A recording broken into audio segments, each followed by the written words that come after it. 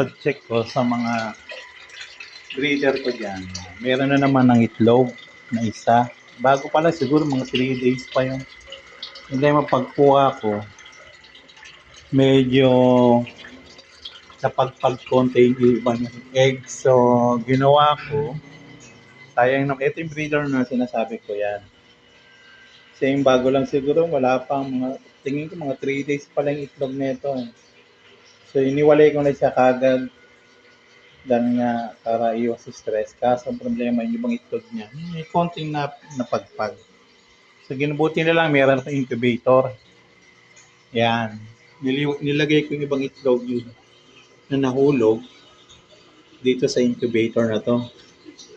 Yan, pwede yung orderin yung ganyan sa Lazada.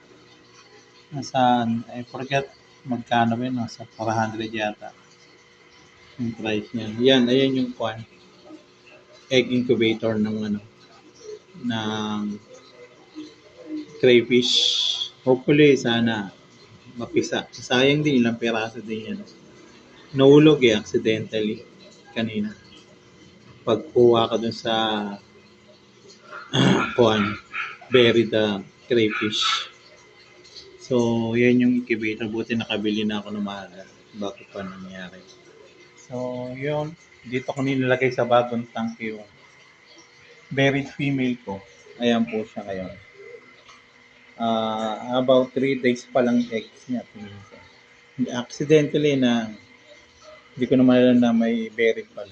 So, pagkuha ko sa mga pag-check ko yun nga medyo minaglag konti. Hopefully, mapisa. Hindi siya may stress. Kaya iniwalay ko na lang din. Total, bakante na may isang tangke.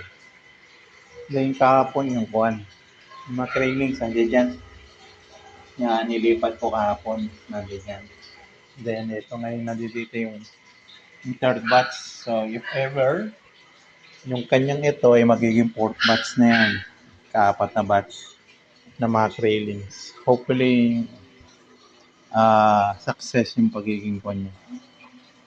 Pisa ng itlog. Yun lang. Hopefully, ito din maging success.